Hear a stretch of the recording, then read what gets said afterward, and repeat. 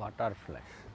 বাটারফ্লাইটা করবেন সকলের জন্য, মেয়েদের, মায়েদের, ছেলেদের, সকলের জন্য বাটারফ্লাইটা প্রতিটা এক্সারসাইজের পরে করতে হবে। এই বাটারফ্লাইটা মিনিমাম 5 করে 3 থেকে 10 বার করে বাটারফ্লাইটা করবেন, বা 3 মিনিট করে 10 বার, 30 মিনিট হয়ে যাবে। 3 মিনিট করে 10 বার করুন, রেখে রেখে বাটারফ্লাইটা করবেন। প্রত্যেকের জন্য বাটারফ্লাইটা দরকার।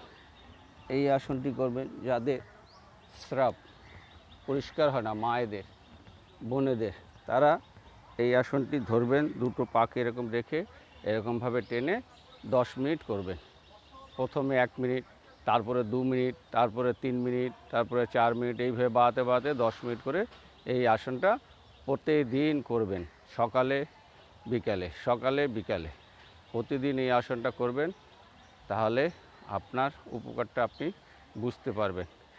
যাদের মাসিক ধর্ম ক্লিয়ার হয় না তারা এইটা করবেন, বাটারফ্লাই করবেন, প্লাস এইভাবে বসবেন, এইভাবে বসা অভ্যাস করবেন। পারলে পাটা উঁচু করে বসবেন, এইভাবে বসবেন। আর যাদের অর্শ আছে তারা এইভাবে বসে মলদ্বার সংকোচন প্রসারণ, রেকটামকে খিঁচে ধরবেন, আবার ছাড়বেন, রেকটামকে সংকুচিত করবেন, আবার প্রসারণ করবে, সংকুচিত প্রসারণ, এইভাবে মলদ্বারকে টানবেন। যাদের অর্শ আছে, অর্শরোগ ভালো হতে বাধ্য। যদি পারেন হাত দিয়ে পিছন দিক থেকে দুদিক দিয়ে এরকম টেনে ধরবেন, টেনে ধরে মলদ্বারকে চামড়াটাকে টেনে ধরবেন। অর্শরোগের এটাই।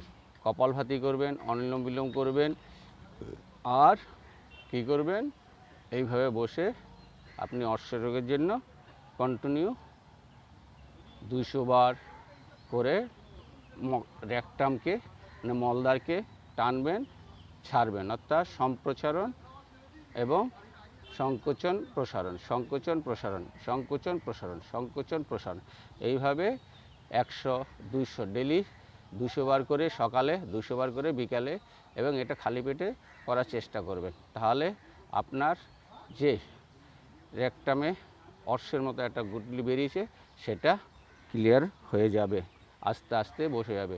সম্পূর্ণ কিওর হয় না, তার সাথে হোমিওপ্যাথি খান, হোমিওপ্যাথি বিশাল উপকার করে। আপনার অপারেশন করার কোনো দরকার নেই, আপনি 30, 40, 50 বছর এইভাবে চালিয়ে যেতে পারবেন। আর খাদ্যের মধ্যে একটু রিচ খাবারটা কম খাবেন যাদের অর্শ আছে। আর কি খাবেন না, মাংস, মটন খুব